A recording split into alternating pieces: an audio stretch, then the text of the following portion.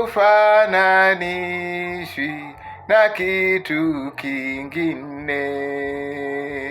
Wewe ni Mungu, pasua bahari, haufananishwi na kitu kingine.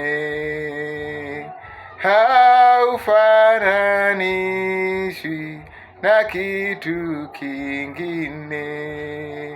Unafanya mambo ambayo mwanadamu hawezi kufanya. Unatoa faraja ambayo mwanadamu hawezi kutoa. Haufananishwi na kitu kingine.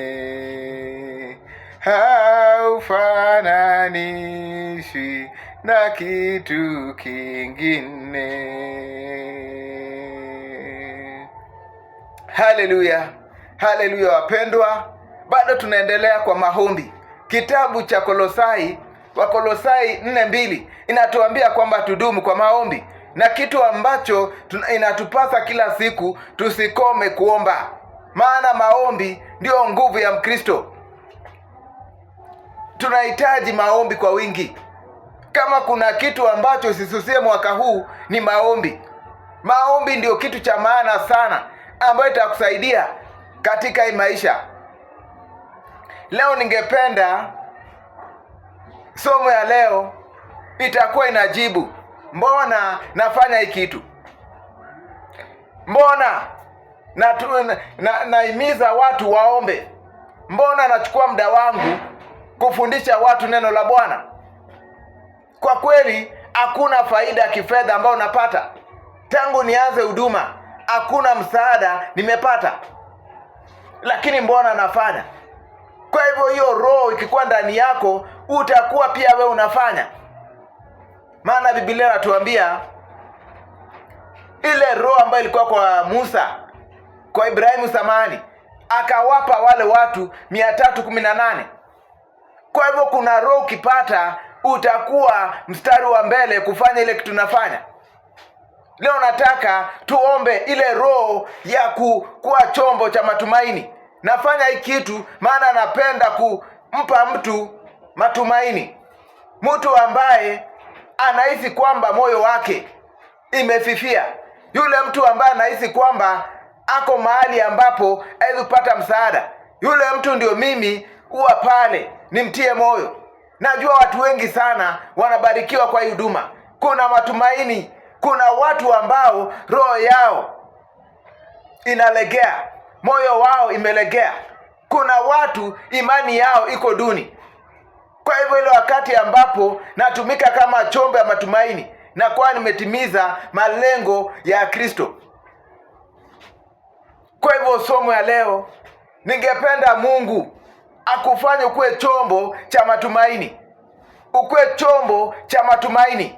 Kwa familia yako uwe chombo cha matumaini. Kwa kizazi chako, kwa mahali ambao unafanya kazi, mahali ambapo unaishi, ukuwe chombo cha matumaini. Nafanya hii kazi ili nikupe matumaini. Maana ingekuwa kama ni fedha, ningekuwa nimeacha mwaka wa kwanza, mwaka wa pili, mwaka wa tatu. Lakini kila jioni niko hapa. Maana najua kuna mtu mahali imani yake ilikuwa inafifia, inapata uhai tena. Kimombo, nataka ukuwe the vessel of admonition, the vessel of encouragement, the vessel of hope, the vessel of confidence. Unafanya watu wawe tena wajasiri. Yule mtu ambaye alikuwa anakata tamaa, unakuwa matumaini kwake. Kwa hivyo ningependa siku ya leo tuombe Bwana tutumie tuwe chombo cha matumaini. Hapa nje kuna watu wamejawa kuvunja watu moyo. Hapa nje kuna watu ambao wanakuambia vile utaweza. Hapa nje kuna watu wanakumbusha kwa ajili ya historia familia yenu. Ukiangalia nyuma hakuna mtu amefanya. Ukiangalia nyuma hakuna mtu ameweza. Hao ndio wamejaa. Lakini tuko na watu wachache sana ambao ni chombo cha matumaini. Kwa hivyo ningependa hiyo roho ambaye Bwana ameweka ndani yangu pia akuwekee, ili uweze kuwa chombo katika maisha ya wengine. Kuna watu wengi sana, takriban makanisa 10,000 katika bara Ulaya zimefungwa, maana wachungaji wamekosa wapa moyo. Kuna watu wengi sana hata hapa Kenya wameacha huduma, maana hakuna mtu wa kuwapa moyo. Kuna watu wengi sana wameacha Ukristo, maana hakuna watu wa kuwapa moyo. Kuna watu wengi sana wanajitia kitanzi, maana hakuna watu wa kuwapa moyo. Leo ningependa kuwa huyo mtu. Uombe Bwana, nitumie kama chombo cha kuwa matumaini kwa watu. Watu wanahisi wameachwa. Ni nani ule atampa matumaini? Mama, umeachwa na mzee, nani atakupa matumaini? Kijana, kila mahali unaenda watu wanakuambia tu we ni mzembe. Si we ni mzembe, umejaribu kutafuta kazi. Nani atakupa matumaini? We binti, nani atakupa matumaini? Kwa hivyo ningependa ukue, hata kama ni mtu mmoja ambaye utampa matumaini, utakuwa umefanya kazi kubwa sana. Twende kwa maandiko ndio nikuonyeshe Yesu anapenda tukiwa watu wa matumaini. Tunajivunia mimi ni mchungaji wa miujiza na ishara, lakini mtu ukienda pale katika hotuba yako inakuwa ni kuvunja watu matumaini. Unaenda nilikuwa naona video ya Kengei anatusi msichana mmoja kwa ajili ya kunenepa. Badala umpe huo msichana matumaini, mwambie you are wonderful and beautifully made. Maana kuna mtu hiyo ndio size yake, hiyo ndio kipenzi chake. Wenga wanasema one man's meat is another man's poison. Kwa hivyo kuna mtu anasema mimi napenda hiyo maumbile. Unahitaji kumpa mtu matumaini. Patia mtu matumaini. Kuwa chombo cha matumaini. Acha uweze mtu akuwe mjasiri, mtu akuwe mtu ambaye ni mahiri, mtu akuwe jahili, mtu akuwe shupavu. Na nitakuwa na kuonyesha vile Bwana maisha ya watu katika maandiko alikuwa anawapa matumaini. Watu ambao walikuwa wanyonge, watu ambao walikuwa hafifu, Mungu anawapa matumaini. Na hii inafaa ikuwe tabia ya Ukristo. Lakini mahali ambapo utashushwa moyo ni kwa kanisa. Watu ambao watakushusha moyo ni wa ndugu. Tuende kwa maandiko ili tuangalie Biblia inatuambia mambo yapi. Inatuambia Luka 12 mstari wa 31 na 32. Luka sura ya 22 mstari ule wa 31 na 32. Biblia inatuambia kwamba Simoni, Simoni, sikiliza, Shetani alitaka kuwapepeta nyinyi kama mtu anavyopepeta ngano, lakini mimi nimekuombea ili imani yako isipungue. Nawe utakaponirudia watie moyo ndugu zako. Simoni, Simoni, sikiliza, Shetani alitaka kuwapepeta nyinyi kama mtu anavyopepeta ngano, lakini mimi nimekuombea ili imani yako isipungue. Nawe utakaponirudia watie moyo ndugu zako. Mungu abariki neno lake. Kwa hivyo tunaona hii tunaita katika theolojia didashi ni yale mafunzo ya kinyumbani, mafunzo ya domestic, mafunzo ya wandugu. Yani is the preaching to those that are already in the fold, to the family of believers. Unajua kuna mafunzo na saa zingine kiburi. Punguzeni kiburi wa ndugu, kujeni theolojia tuwafundishe. Kuna mafunzo ya kuhubiri kwa crusade na kuna mafunzo ya kuhubiri kwa watu ambao wamekuwa katika imani. Ndio unafanya crusade, unaita imbarambamba, lakini pale hakuna nafsi ambayo umemleta kwa Kristo. Maana kuna mafunzo ambayo mwafaka, audience wanataka mafunzo fulani. Kwa hivyo haya ni yale mafunzo Yesu alikuwa anafundisha kanisa, yani wandugu watiane nguvu. Kwa hivyo hii ni funzo ya kanisa, hii ni funzo ya wandugu, hii ni funzo ya waumini. Anasema shetani ametamani kukupepeta kama ngano, lakini nimekuombea hili usimame wima, na utakaponirudia watie moyo wenzako. Ni kitu ambacho tulisahau kutiana moyo, tulisahau kuapa watu moyo. Ndio maana watu wakipoteza kazi tunaanza kuwachekelea. Wakati wa corona watu walisema kweli, nilijua kanisa ni nini. Maana watu badala uanze kuhubiria, kutia moyo, unakuwa pale unawakejeli, unakuwa pale unawadhihaki, unakuwa pale unawachekelea. Yesu aliwapa jukumu, na unajua sisi tunajenga kwa msingi ya mitume. Waefeso 2:20 tunajenga kwa msingi ya mitume. Kwa hivyo sisi pia hatuwezi kukwepa masharti haya. Yesu akaambia Petero kwamba atie ndugu zake moyo. Watu ngapi mwaka umetia moyo? Mwaka jana ulitia wangapi moyo? Wewe ni mchungaji pale madhabahu, umetia watu ngapi moyo? Ujumbe yako miaka nenda miaka rudi ni ya kutisha watu, ni kuambia watu vile ulifanya. Naangaliaga uone ni matisho tu, tisho. Biblia inasema watie moyo. Uko unatia moyo. Angalia, kutia moyo ni tabia ya Mungu. Ukiangalia Mungu akifanya na watu, anatia moyo kijana Yoshua. Anajua ni kijana ana uzoefu, ni kijana mchanga, alikuwa tu msaidizi wa Musa. Kabila wa Israeli walikuwa na wazee 70 ambao walikuwa na uzoefu ya uongozi. Huyu kijana alikuwa anabeba tu mkoba ya Musa. Musa ameaga, watu wamebaki katika hali ya wasiwasi. Mungu anamtia moyo. Ukisoma Yoshua 1 kuanzia pale 7, anamwambia we shupavu, nitakuwa na wewe vile nilivyokuwa na Musa, usiogope, nitakupa ushindi. Yaani Mungu anamtia moyo. Maana huyu kijana akiangalia uzoefu wake, akiangalia watu, akiangalia vile ni wasumbufu, akiangalia mapito na mateso ya Musa, anajawa na wasiwasi. Mungu pale anamtia moyo. Kwa hivyo Mungu anataka tuendeleze hii tabia. Elia na Musa wanasema pana, lazima ashuke hapa duniani.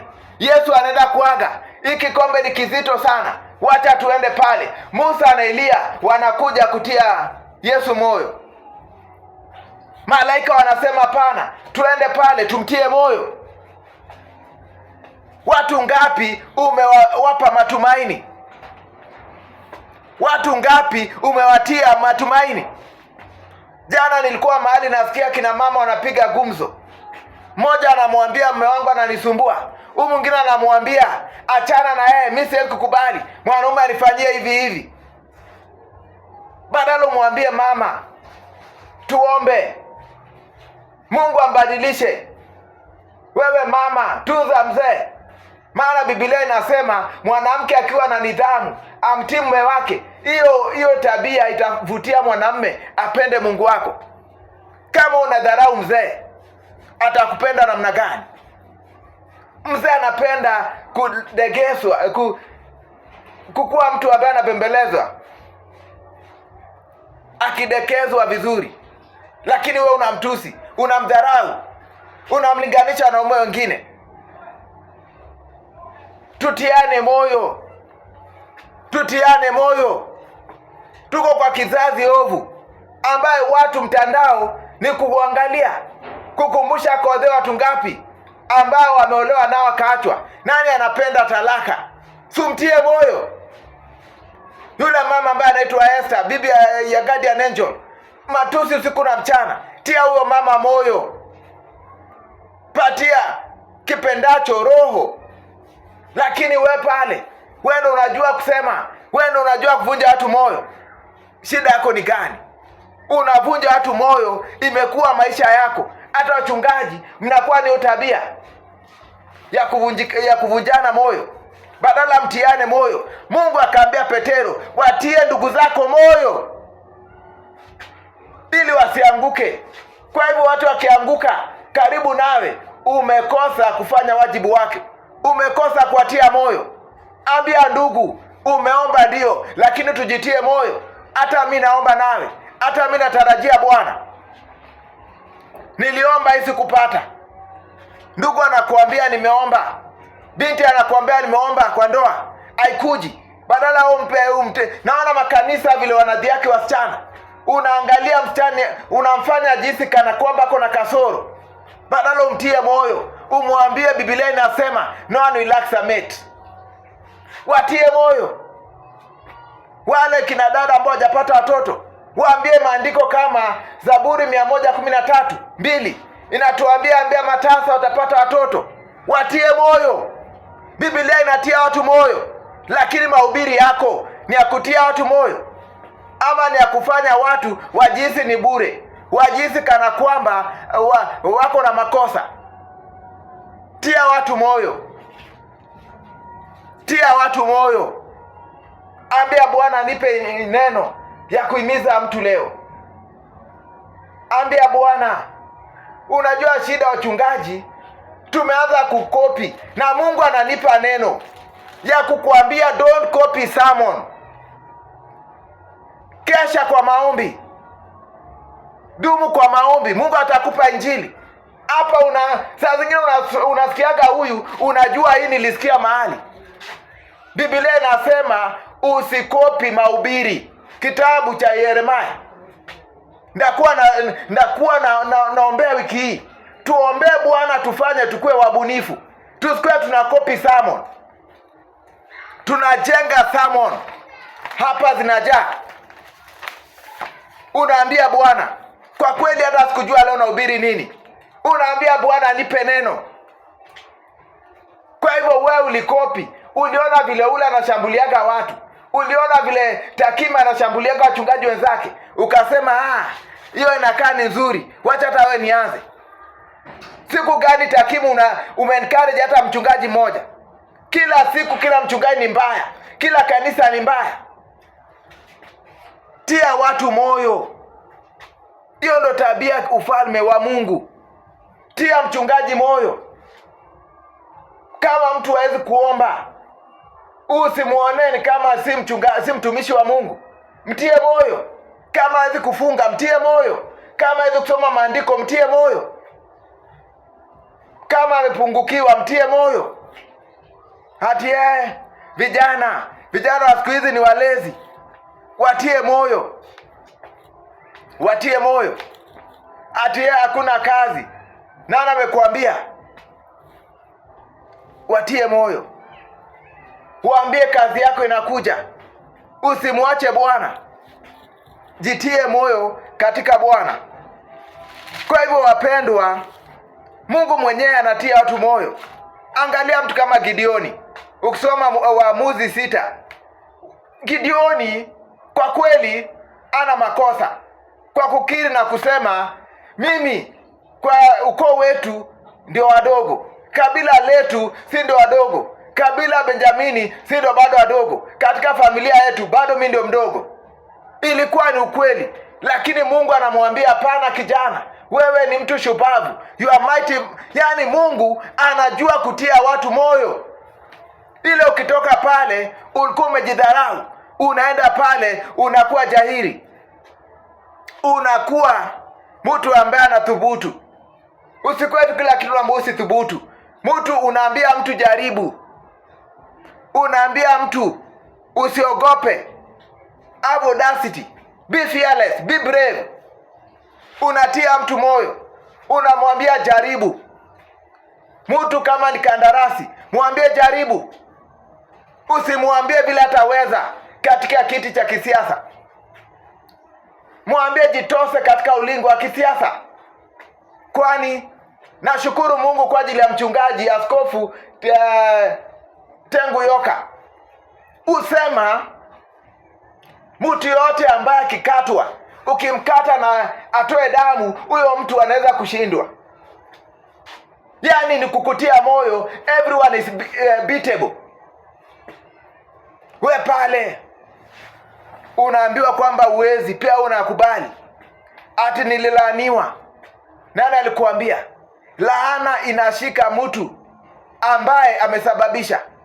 Kuna kijana ako na duka, alikuwa ananiuliza, ananiambia kuna mwenye hii duka aliniambia ukitoka hapa utafaulu. Nikamwambia hiyo ni matamshi ya kiovu na kishetani. Kwani maisha yako iko kwa mkono wake? Badala huu mama na watoto wake ni mabangi, hawana maisha. Badala tio kijana moyo, amwambie usijali, hapa tu ni stepping stone. Ukikaa hapa, badala amkuze, amente, amwambie ukitaka kufaulu. Ye kila saa kijana ananiambia niko na ulcer. Maana umama kunitusi na kunidharau imezidi. Na ile mshahara ni mdogo. Tia watu moyo. Ukiwa na kijana, tia kijana moyo. Ukiwa na binti, mwambie usijali, kesho itakuwa bora kuliko leo. Maana Biblia atuambia utukufu ya nyumba mpya itazidi utukufu ya nyumba ya kale. Hiyo ndio Biblia. Mungu anatuambia kitabu cha Isaya 42 kwamba anafanya mambo mapya, nafungua njia nyikani na analeta maji katika jangwa. Huyo ndiye Mungu. Anawapa watu matumaini.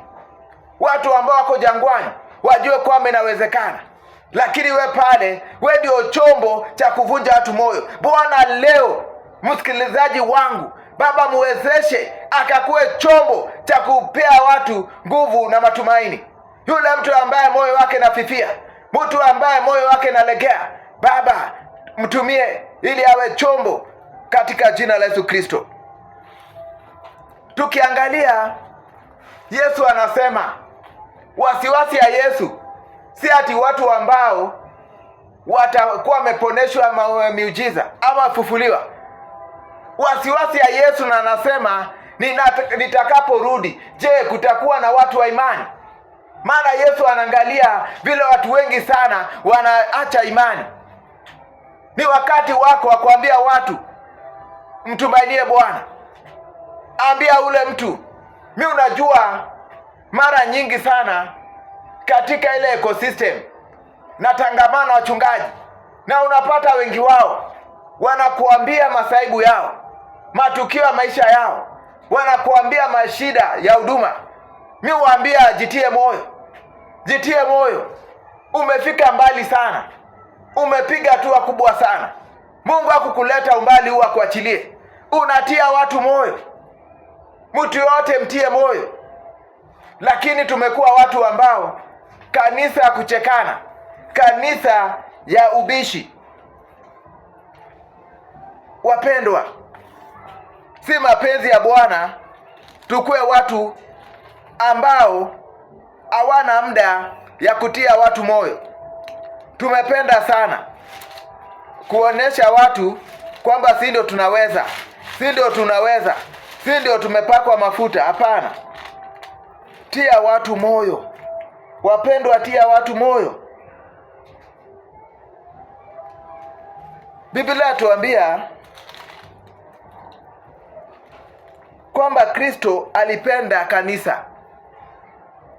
Tukisoma wa Efeso, ukisoma 5:25, nanyi wanaume wapendeni wake zenu kama Kristo alivyopenda kanisa, akajitoa mwenyewe sadaka kwa ajili yake.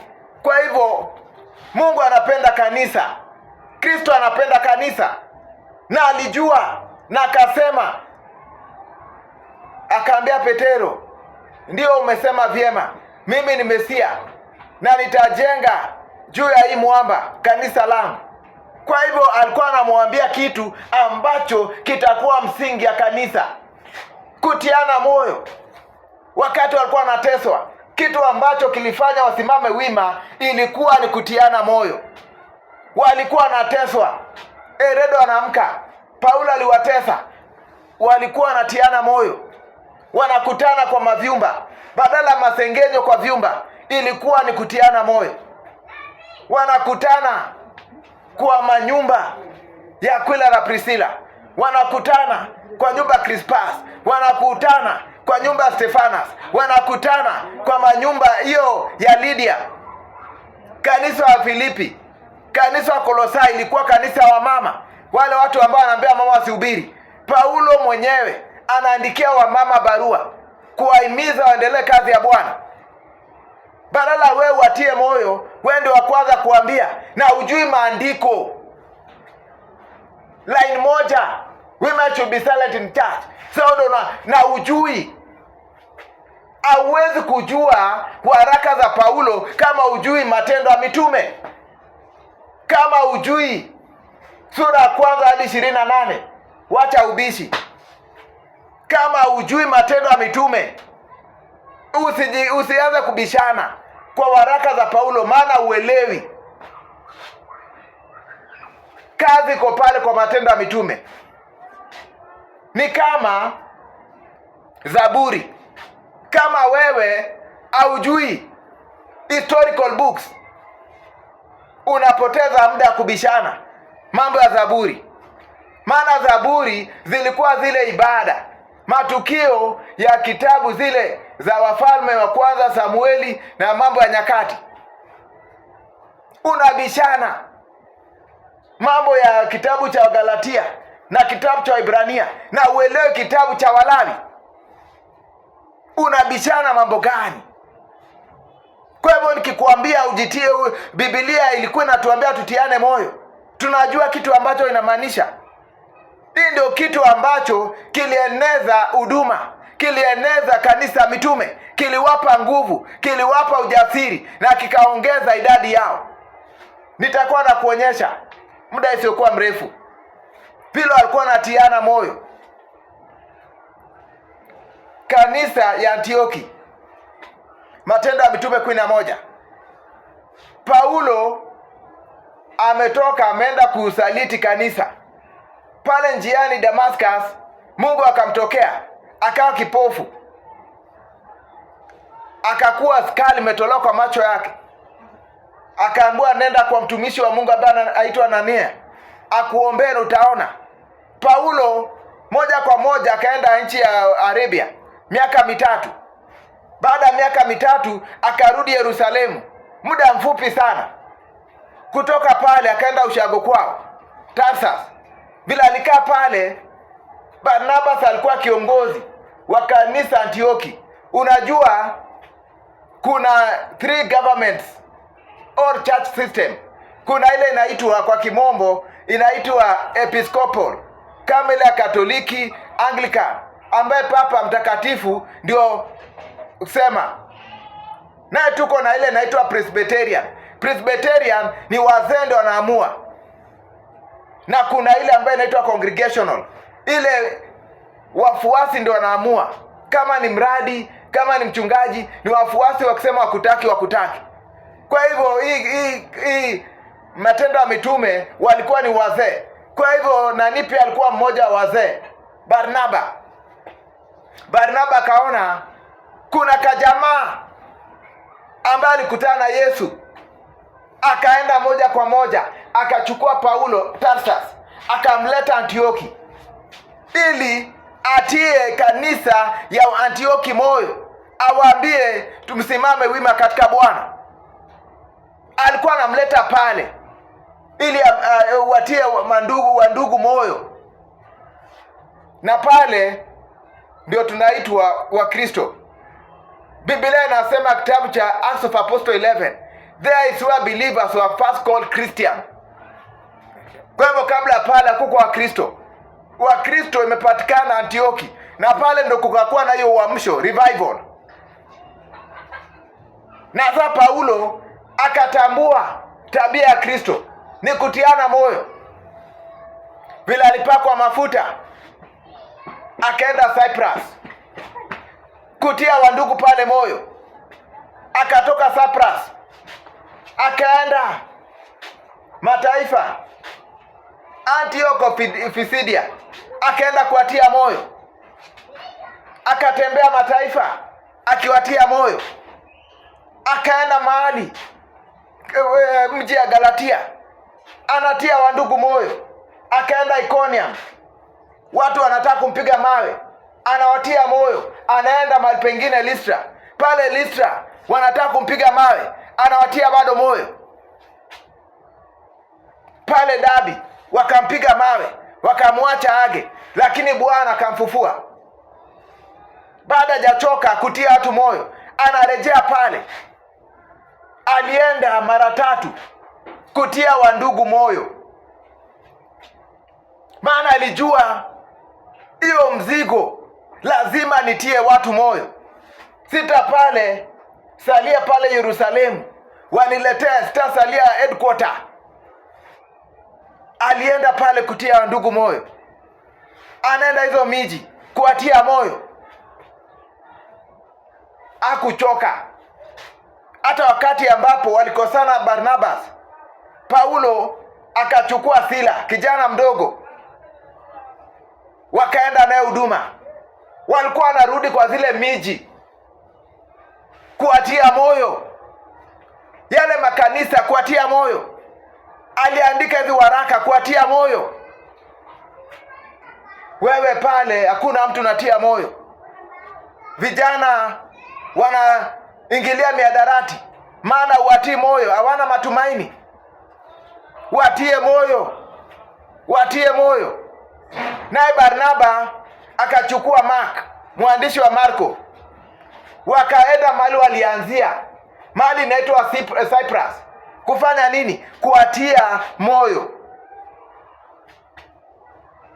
Luka, kitabu cha Luka na Matendo ya Mitume.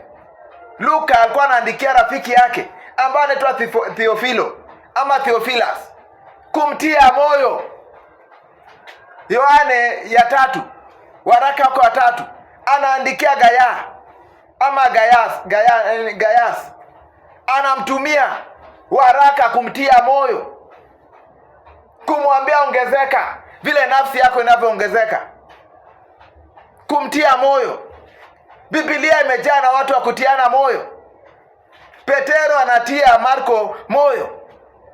Yesu anaambia Petero, nimekuombea usianguke, nimekuombea na ukirejea tia mandugu moyo.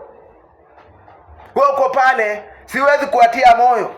Huwezi kusamea mtu. Alikosea mara ya kwanza, alikosea, unasema raundi hii nitafunga watu. Hii sio maandiko. Biblia inasema wandugu, kuna vile tunatatua mambo yetu. Zingine unaachia. Paulo anasema kila mtu ameniacha. Kitabu cha Timotheo wa 2:4-16 anasema niko peke yangu. Ukisoma hiyo 10 anasema hata Dema aliniacha akaenda kwa dunia, na anasema nimeachia Mungu. Kuna mtu anaitwa Alexander alisumbua Paulo sana. Paulo anasema nimeachia Mungu. Watu siku hizi wa Kristo, mtu akikusumbua achia Mungu, mtu akikutusi mwachie Mungu. Tia watu moyo wapendwa. Tukue watu wa kutia watu moyo. Angalia Yakobo, mtetezi wa wanyonge. Unajua kitabu cha Yakobo inatetea huyu mtu mdogo, inatetea huyu mtu anadhulumiwa, inatetea huyu mjane, inatetea huyu mtu ambaye amebaguliwa, inatetea huyu mtu ambaye hana nguvu. Kitabu cha Yakobo ni kutia watu moyo. Anawaambia msijali kwa hii mateso, furahini kwa hii mateso, maana ile kitu natungoja imezidi hii mateso. Paulo ako gerezani, amefungwa, lakini anaandikia wandugu. Kitabu cha Wafilipo, kitabu cha Waefeso, kitabu cha Wakolosai na kitabu ule Filemoni anawaandikia akiwa korokoroni, na zote anawatia moyo.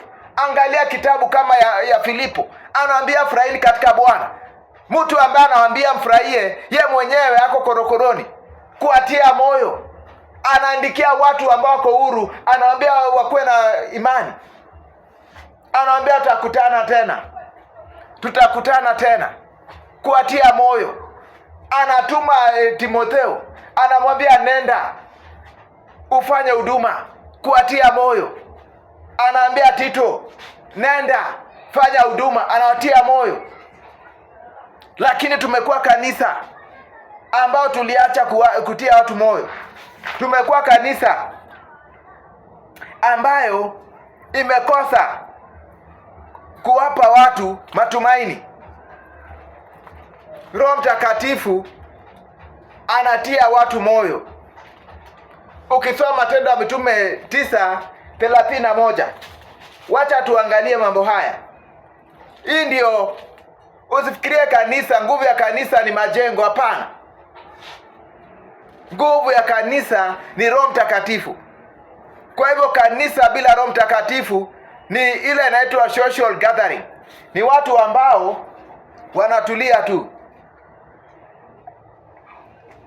Ni watu ambao wanajifurahisha. Matendo ya Mitume, nilipokea hii neno nikatubu. Nikaambia Bwana, jameni, nimefanya makosa sana. Baba, naomba unionee rehema. Nilisoma hii mambo nikaguzwa sana. Biblia tuambia Matendo ya Mitume 9:31, wakati huo kanisa likawa na amani popote katika Yudea, Galilaya, Samaria. Lilijengwa na kukua katika kumcha Mungu Bwana na kuongezeka likitiwao moyo na Roho Mtakatifu. Kwa hivyo hii kanisa ya Galilaya, ya Yudea, ya Samaria lilijengwa na kukua katika kumcha Mungu. Kwa hivyo kuna wandugu walikuwa wanahimiza watu umuhimu ya kumcha Mungu, ya kumtegemea Bwana, ya kuwa mwadilifu. Hii kanisa ilikuwa na ikajengwa kwa watu ambao ni wacha Mungu. Kuna wandugu walikuwa wanatia watu moyo ili wazidi kumcha Mungu. Tunaishi katika wakati mgumu sana. Manabii wa uongo wamejawa. Ukiangalia mafunzo potovu imejaa. Ukiangalia dunia inametameta. Kwa hivyo inagharimu mtu ambaye atatia watu moyo, awaambie vumilia. Yesu anatuambia yule ambaye atavumilia hadi mwisho atakombolewa. Ni kututia moto zidi kupigana vita. Paulo anasema pigana vita vya imani, maana kuna taji ambao Bwana atanipa, si mimi peke yangu, lakini wote ambao wanatamani kumuona Yesu wakati anarejea. Not only to me, but those who wait upon his appearance. Timotheo wa kwanza 4:7. Timotheo wa pili 4:7. Unajua Biblia ni tamu sana, maana kuna waraka Paulo aliandika kama anajua anakufa. Kwa hivyo pia hizi waraka ni rahisi sana kuzijua.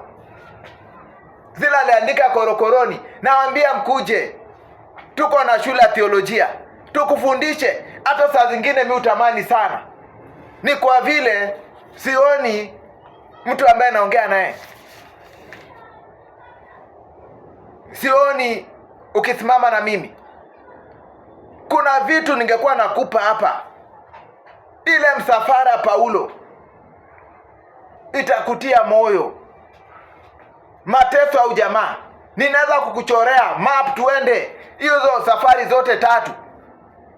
Nikuchoree mahali ambapo hapa walitaka kumpiga mawe, hapa wakampiga mawe. Nikuambie wandugu wa gani walimletea shida hapa, upinzani ilitoka wapi kwa hizo msafara. Lakini taambia mtu ambaye sijui kama hako ama yuko, watu ambao wasimami na kazi, wanitii moyo. Nitafundisha vitu zingine, ni vitu deep, zinataka nijue nani nafundisha.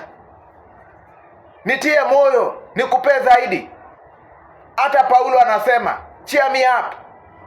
Kanisa wa Filipi ilimtia moyo. Ndiye unajua saa zingine ni vyema kutia mtu moyo. unaweza kutia mtu moyo atamke baraka. Paulo kwa huduma zote ameenda Galatia, miji 3, ameenda Iconium, akaenda Listra, akaenda Derbe, akaenda zote Silisia, akaenda zote Antiokia Pisidia, akaenda zote Wakorintho mwaka 1.5, akaenda Waefeso miaka 3, akaenda kanisa ya Galatia ya Thessaloniki miaka 2, wiki 3 alitembea, lakini hakuna ile ambayo alisema Mungu wangu akimu mahitaji yenu. Ilikuwa tu kanisa wa Filipo, maana alimtia moyo. Yesu alitiwa moyo. Wale wa mama ambao wanaitwa Susan, Joan na Mary Magdalene na wanawake wengine walikimu mahitaji ya Yesu, walimtia moyo, akashughulikia tu huduma. Biblia inasema yule ambaye anafanya kazi kwa madhabahu anakula kwa madhabahu. Hii ni kazi. Mathayo 10, Yesu anasema mfanyikazi anapata mshahara wake, lakini ukininyima hiyo nitie moyo nikupe zaidi. Tia watu moyo, tia mchungaji wako moyo ili akupe zaidi. Tia mtu moyo leo, kuwa chombo cha kutia watu moyo. Maana nikisoma Biblia imejaa tu wahusika ambao walikuwa wanatiana moyo. Ile persecution ingekuwa wakati huu, sijui wangapi wangesimama. Ni wangapi utatia moyo leo? Nataka Mungu akutumie. Nataka Mungu akutumie. Nataka Mungu akutumie kama chombo.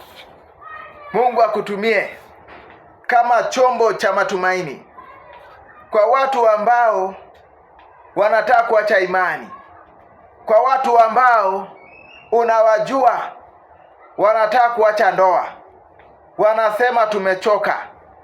Kuna mtu ambaye anataka kuresign hiyo kazi. Kuna mtu ambaye amechoka na maisha. Kuna mtu ako na magonjwa, anahisi kukata tamaa. Mataifa ughaibuni wanaruhusu watu kujiua, maana mtu amechoka kwa magonjwa. Nataka ukue siku ya leo chombo cha matumaini. Yule mtu ambaye ako pale kwa jela anaona ana matumaini, nataka ukue matumaini wake. Ukimtembelea mwambie mtumainie Bwana. Yule mtoto ambaye ako pale mtaani hana karo, anaona maisha yake imeisha, kuwa chombo cha matumaini kwake. Yule mtu ambaye msanii ametoa vibao lakini hana uwezo ya kutambulika, nataka ukuwe chombo cha matumaini kwa maisha yake. Yule mtu ambaye amepoteza kazi na unamjua, kuwa chombo cha matumaini kwake. Yule mtu ambaye vitu vyake vimepigwa mnada, nataka ukakuwe chombo cha matumaini kwake. Yule mtu ambaye ako na magonjwa sugu, nataka ukakuwe chombo cha maisha yake. Yule mtu ambaye amebomolewa na amefurushwa, nataka ukakuwe chombo cha matumaini kwa maisha yake. Yule mtu ambaye amelagaiwa mshahara wake wote, nataka ukakuwe chombo cha maisha yake. Siku ya leo, yule mjane, yule yatima, yule mtu ambaye amepokonywa vitu vyake, nataka ukakuwe chombo cha matumaini kwa maisha yake.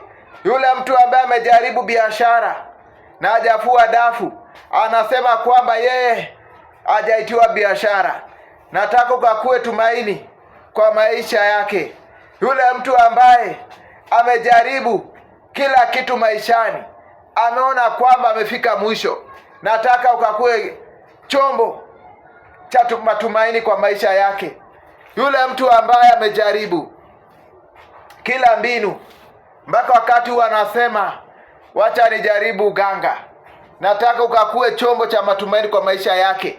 Yule kijana ambaye amejaribu mpaka forex, aoni akifua dafu, anasema sasa wacha nijaribu Illuminati, nataka ukakue chombo cha matumaini kwa maisha yake. Yule mtu ambaye amefungiwa nyumba, anaambiwa kwamba wewe vitu vyako vimeenda, nataka ukakue matumaini kwa maisha yake. Yule mtu ambaye amefunga shule, yule mtu ambaye amefunga biashara, nataka ukakue chombo cha matumaini kwa maisha yake. Yule mtu mama ambaye amepewa talaka, ameambiwa kwamba hataki kuonekana katika hiyo boma, nataka ukakue chombo cha matumaini kwa maisha yake. Baba Mungu aishiye milele, mfalme wa ajabu, wewe ndio Mungu ambaye anaweza vitu vyote. Baba, tutumie kama chombo siku ya leo cha matumaini kwa wale ambao wamesononeka Baba, wale ambao wamevunjika moyo, wale ambao mfalme wa ajabu wamekosa mwelekeo. Wacha Baba tukakue chombo Baba, tukakue chemichemi ya baraka kwa maisha yao Baba. Wale ambao mfalme wa ajabu, ile Baba nafasi ambayo wako nayo, wanaona kwamba wanaona tu giza, wewe ndio mwanga mfalme wa ajabu. Wacha Baba tukatumike kama chombo Baba, mfalme wa ajabu. Wale ambao wanasema wamekuwa watakatifu na waoni manufaa ya utakatifu Baba, wacha mfalme wa ajabu tukakue chombo Baba cha matumaini, maana wewe unasema kwamba matumaini ya mtu mwenye haki Baba itakuwa bure. Baba, wacha tukakue chombo, wacha tukakue chombo katika maisha yetu Baba, katika familia zetu, kwa majirani zetu, mahali ambao tunafanya kazi, wale ambao tunatengamana nao Baba, wacha tukakue chombo Baba, popote tunaenda Baba, wacha tukakue chombo Baba, katika kanisani, wacha tukakue chombo Baba, katika huduma, wacha tukakue chombo Baba, katika mafunzo, wacha tukakue chombo Baba, katika mahubiri, wacha tukakue chombo Baba cha matumaini katika jina la Yesu Kristo. Kitu Baba unasema kama kuna mambo Baba ambayo lazima idumu, kitabu Baba mfalme wa ajabu cha Wakorintho wa kwanza 13 Baba mstari wa mwisho unasema upendo, imani Baba na matumaini. Baba mfalme wa ajabu, wacha tukakue Baba, ndio tukakue chombo Baba, tusikue chombo Baba ya kuvunja watu moyo Baba mfalme wa ajabu. Ile Baba tunatubu kwa wale ambao tumewavunja moyo, kwa wale ambao tumewakijeli, wale ambao tumewaonyesha kwamba hawana manufaa Baba, tunatubu kuanzia leo Baba, tutumie Baba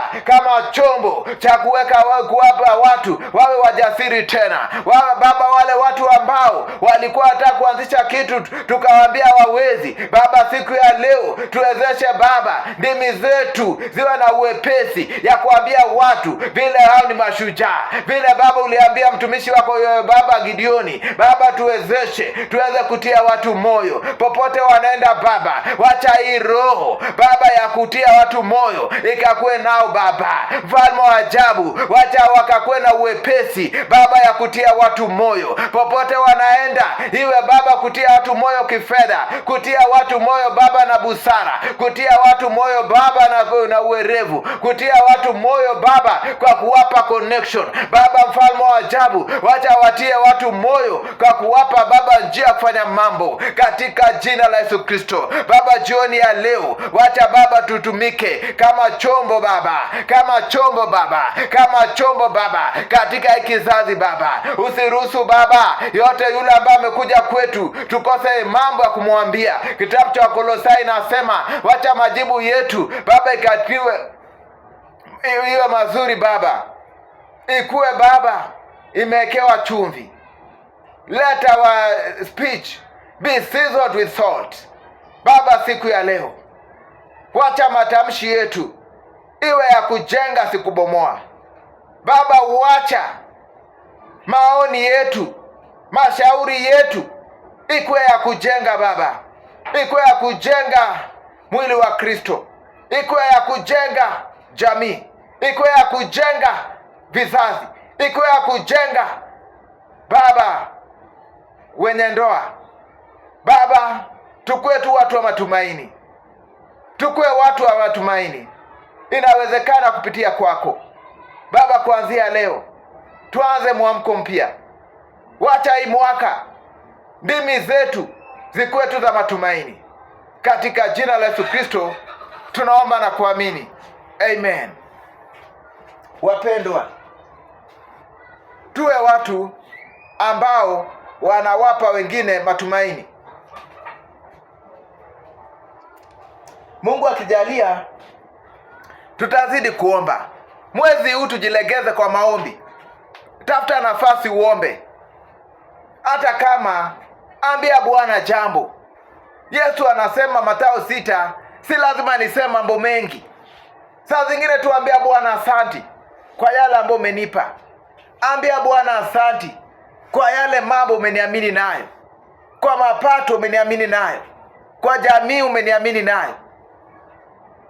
Kuwa na muda ya kuongea na Mwenyezi Mungu na mambo yako itakuwa vyema. Tutiane moyo. Tusichoke kutiana moyo. Tutiane moyo. Mungu anasema kwamba tukue wachangamfu. Na mtu ambaye atakuwa mchangamfu karibu nawe ni mtu ambaye ametiwa moyo. Biblia inasema rejoice in the Lord always. And again I say rejoice. Furahia katika Bwana. Itawezekana kama utatiwa moyo. Tukue na matumaini. Wewe mwenyewe ukiwa na matumaini itakuwa rahisi kuuza matumaini. Lakini kama wewe mwenyewe hauna matumaini itakuwa vigumu yako kuupa mtu matumaini. Kwa hivyo leo ningependa hakikisha kwamba maneno yako, kama huwezi kuchangia mazuri, si makosa kunyamaza. Kama huwezi kutia mtu moyo, usikue mmoja wa kuchangia mabaya. Ongea pia mazuri na Bwana atabariki kazi ya mikono yako. Mungu anatazama. Macho yake inazunguka kote. Anatazama mtu ambaye atafanya kazi ya Bwana. Petero alipewa maagizo, na hii maagizo ilipewa kanisa. Nimekuambia kuna somo ambazo za kanisa ni za wandugu. Maana tukitiana moyo ndio tutashinda hii safari. Inakuwa vibaya ndugu yako akianguka juu ulikosa kumtia moyo. Alianguka. Kuna wasanii wengi sana wanasema nilikuwa kwa injili nikaanguka kidogo wakanisahau. Biblia inasema mtakatifu anaweza kuanguka mara 7, mtu mwadilifu. Mtu ameanguka mara kwanza, anahitaji mndugu aende amtie moyo. Amwambie kuanguka ni sawa. Usisalie katika dhambi. Rejelea Bwana. Lakini unapata mtu ameanguka mara ya kwanza, anakuwa pale, kanisa inamtenga, kanisa inambagua. Si ile mafunzo ya Kristo. Tufundishane mafunzo ya Kristo. Mafunzo sahihi ni mambo ya kutiana moyo ili tumalize safari salama. Tumalize na nguvu kwa utukufu wa jina la Bwana wetu Yesu Kristo. Tupatane katika maombi ya kesho. Natumai tutaweza kuifanya mapema. Maombi ya kesho. Omba na tuongee. Tuongee. Wacha, si lazima utume pesa mingi. Tuma ile Mungu amekubariki nayo. Ituwezeshe kuendeleza hii kipindi. Tuweze kulipa mahala hapa, na pia vile unapata kwa mtandao ni pesa inatumika. Na yote inatoka kwangu. Ukiangalia madhabahu nimenunua kila kitu ambao unaipata. Sijai kupata hata M-Pesa hata shilingi. Lakini ukibarikiwa Mungu anajua vile atanilipa. Unifanyia tangu nianze. Si unanisikiaga? Hata mwaka jana nikasema ikifika Disemba 22 nitaacha hii kazi. Hata mke wangu alikuwa ananiuliza juzi, na si ulisema utaacha? Nikaangalia kuacha ndio rahisi zaidi, maana kuna vitu vingi.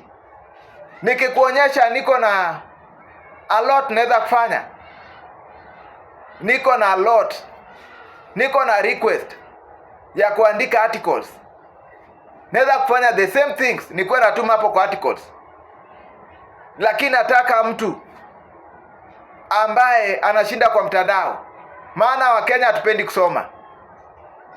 Ule mtu ambaye ako pale kwa TikTok, upate neno moja, ubarikiwe. Yule mtu ambaye ako kwa YouTube, uko karibu kuangalia kina Kinodhia, unaangukia hii neno, unabarikiwa.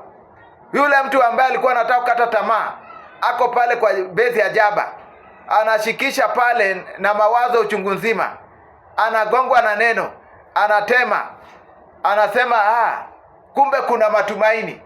Biblia inasema kwamba kuna matumaini kwa mtu ambaye ako hai. Hiyo ndio mahubiri. Hata ukiangalia Yesu, ukisoma Luka 4:18 kuanzia 19, Biblia inasema Yesu alipakwa mafuta.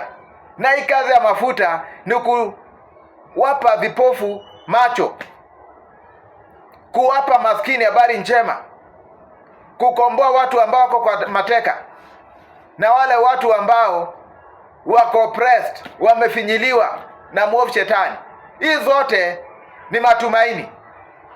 Kwa hivyo tukue watu wa matumaini. Vile Yesu aliambia Petero, ni mafunzo kwetu pia, ili watu wasianguke. Maana alimwambia, mimi nimekufanyia kazi, hata wewe fanyia wenzako kazi. Wapa watu matumaini ili wasiweze kuanguka, kwa utukufu wa jina la Bwana. Unajua wakati ambao kuhubiri, unaweza kuhubiri hata saa ndio nahisi nikaa nimeanza, lakini heshimu muda wako. Tupatane katika masomo mengine. Mungu akubariki, akuhifadhi. Usiku mwema.